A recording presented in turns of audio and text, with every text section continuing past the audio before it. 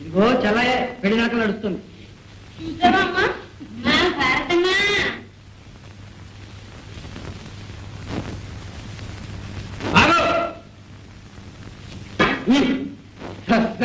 బెదరకొచ్చావే పోలయా ఆగమని కదా వస్తా కదరా. ఏంటిది? ఈ పంటను పట్టడానికి వెళ్ళేది ఇంకెవరు? నేను. ఏ నువ్వు పండించావా? ఎవరు పండిస్తే ఇది నాది. అంటే అంతేనా? కర్ణయ్య గారు అడుగు. రై వస్తారు కదండ్రా. ఎందుకు అయ్యాడు అబ్బాయి? ఈ కుర్ర తిరసరలు మన దగ్గర సాగవు అనగా ఇది గవర్నమెంట్ రికార్డు అనుకున్నారా లేకపోతే తాకలి పద్దు అనుకున్నారా? లెక్క దాకలా. ఏ లెక్క దాఖలైనా ఏ తెల్ల కాలం కష్టపడి పండించుకున్నా ఇప్పుడు ఈ పేసి పెడతారా? న్యాయమేనా? న్యాయమో గీవో నేను చెప్పవలసింది చెప్పాను. మీకు అంతగా నచ్చకపోతే పెద్ద మనిషి సాగరయ్య గారు ఉన్నారు, ఆయన దగ్గరికి వచ్చి పరిష్కారం చేసుకోండి. ఎవరా పొలయా? అలా అన్నారు. బాగుంది, పదండి. ఏమంటారు? సరే పదండి. చెప్పి సాగు చేసుకున్నా ఈ తిప్పలు తప్పల. అక్కడికి ఎందుకున్నానా? పిల్లితో కోర్టు ఇచ్చినట్టు ఎక్కడికి వెళ్తే ఎరా? సాగరయ్య గారు మాత్రం మనం చేసుకున్న భూమిని కాదంటారా? ఇంత అన్నాయమా? కమలరా చూసావా భూసాయ, దీపారం పోలాయ పేరున ఉందంట. సాగరయ్య గారి దగ్గరికి తీర్పుకి వెళ్తున్నాం.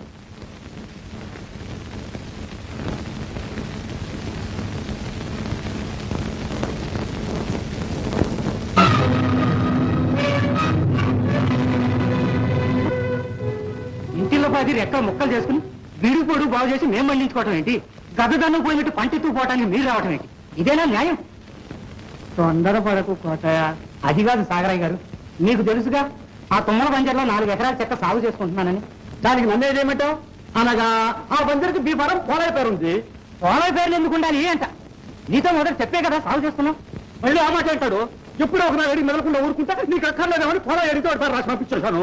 పంపించేశారు అంతేనా? ఇక మేము కోటయ్య, నీకు తెలిసిన గోళా కాదు, తెలియని గోళా కాదు. బంజరు కావాలన్న వాడు బీఫారం రాయించుకోవద్దు. ఇప్పుడు చూడు, ఎక్కదాకలా వాడి పేర ఉంది, నువ్వు సాగు చేసుకున్నావు. పాపం పిల్లలు గలవాడి పంట నీకు కాదనడం న్యాయం కాదు. ఆ మాట చెప్పండి. చూడు కోటయ్య, అయిందేదో అయింది. ఎకరానికి 3 బస్తాల చొప్పున పోలయ్యకి ఇచ్చాయి. నేను ఒప్పుకోను. ఎకరానికి 3 బస్తాలు మీరు అట్ట అంటారా? నీ మంచి కోసమే చెప్పాను. పేచీలకు దిగితే అందులో నీకు ఒక గింజ కూడా దక్కదు. అది ఆలోచించుకో. లెక్క దాఖలా హక్కుదారు పోలయ్యే అనగా ఈ ఫసలికి సర్కారు పెనాల్టీ వాడే కట్టాలి. వీడి కట్టకపోతే వాడు కట్టరేటి? ఆ పెనాల్టీ ఏదో నేనే కట్టుకోపోయానా? అదిగో ఆ మడత పేచీలే వద్దన్నాను. అలా అయితే మొదటికే మోసం వస్తుంది. నీ ఇష్టం వెళ్ళు. నీ అని కనికరిస్తే నేను మాత్రం ఏమన్నాను? ఏమన్నా లాభం లేదు. వాడి 12 బస్తాలు వాడికి ఇవ్వడం, లేకపోతే వాడి పని వాడు చేయడం అంతే. ఆలోచించుకో. ఆలోచించేదేముంది? నీ ఇష్ట ప్రకారమే కానివ్వండి. సదియ్యా ఏరా, సరేనా? మీ మాటకు అడ్డడిగాని బాబు, నాకే అన్యాయం జరిగిపోయింది.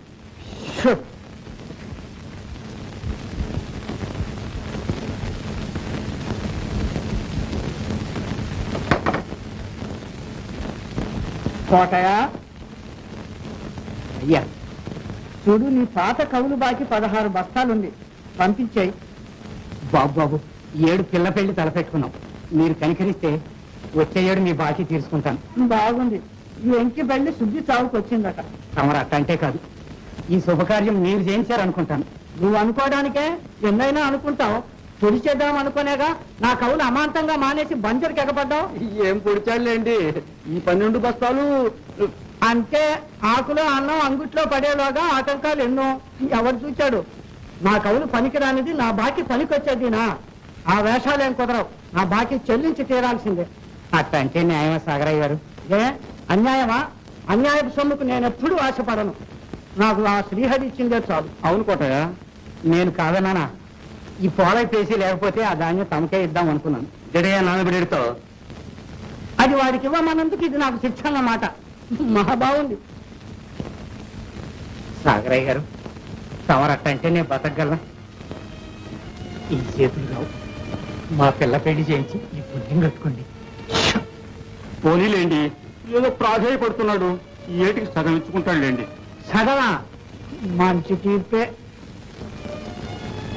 రక్షించండి బాబు.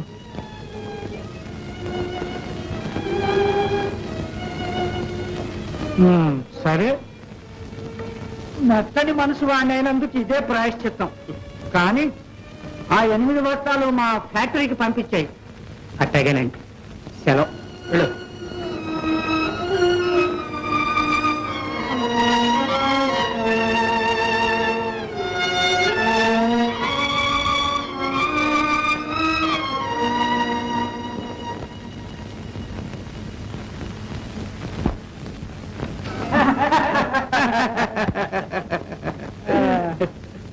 చూసావా సాంబయ్య, వీళ్ళ బంజర్ సాగు ఏం చేశామో ఇప్పుడు తెలిసిందా? పంట పండేదాకా ఎందుకు ఊరుకోమన్నాను?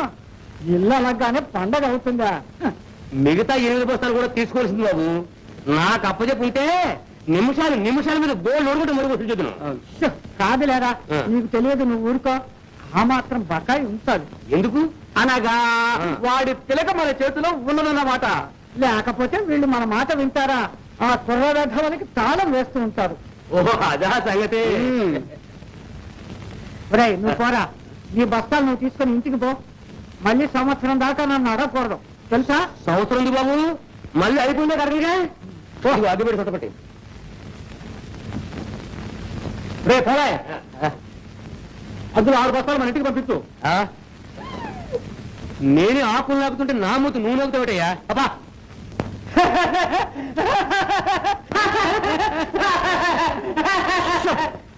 సాంబయ్య, అయ్యా, కొంప తీసి ఆ బంజర్ చెక్క సాగు రిజిస్టర్లోకి ఎక్కించావేమిటి?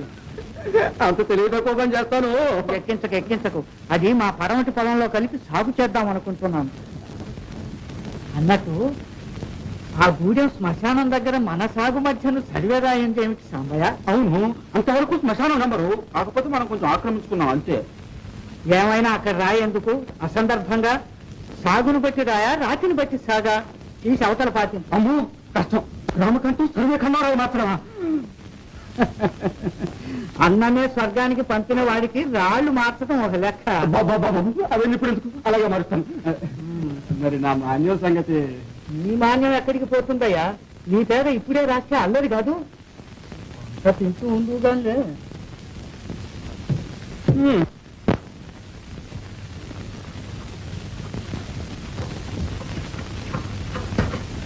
అంగట్లో తడేయాలి. ఈ సాగరయ్య బాకీ కూడా ఇప్పుడే సాగరయ్య గారు అను. అదేలే, ఆయన బాకీ కూడా ఇప్పుడే ఇయ్యాలా అని.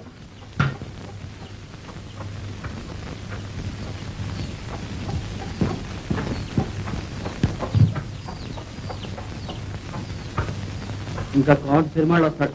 గట్టి ఎప్పుడు ధాన్యం కలవదు. ఈగిపోతే ఊరుకుంటారంటరా? ఎత్తుకుంటూ తాకి ముద్ద విద్యకి ఇచ్చిన తర్వాత ఎందుకు ఊరుకుంటారు? తీర్పు కూడా సాగర్ దగ్గరికి వెళ్ళామయ్యా. ఏడుస్తా వ్యవసాయం చేస్తే కాడి మోకులు దొంగలు ఎత్తుకెళ్ళాక ఎందులో చూసినా నతికేగా. నెతక లేకపోతే నీ కటకటానికి మెతుకు కూడా మిగిలేదు కాదు, తెలుసా? ఊరికే ఏదో కబుర్లు చెప్పడం కాదు, ఏదో కబుర్లు. ఆ కారణం చేసిన పితరాటానికి నీ నోట్ల నాలిక లేకపోవడానికి ఏమే నీ పాటి తెలివి నాకు ఉంది. వాళ్ళ కడుపు కాళ్ళు పట్టుకుని ఈ పాటైనా మిగుల్చుకొస్తే సంతోషించకుండా అసలు ఏ కాకులు పొడిచినట్టు పడుతున్నారే. మళ్ళీ రాబోయ్ అమ్మా భారతే, కాసి నీళ్ళు.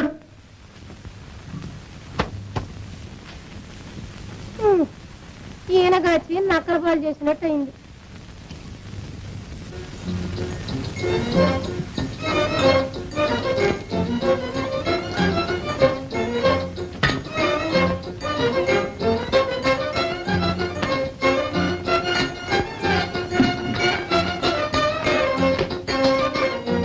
ఎప్పుడు గొరికి పెట్టిపోకన్నట్టే ఉంది మన బతుకు. బక్క రైతు బతికింతేనే. మరి రేపు శుక్రవారం వెంకటాద్రి పిల్లలు చుట్టానికి వస్తారు కాబోలు. అదే ఆలోచిస్తున్నా. తస్సది నువ్వు ఒకటి చేస్తావా? వెంకటాద్రి దగ్గరికి ఎల్లు అని తోలేవుగా. ఇట్లా అవుతుందని నేను మాత్రం అనుకున్నానా?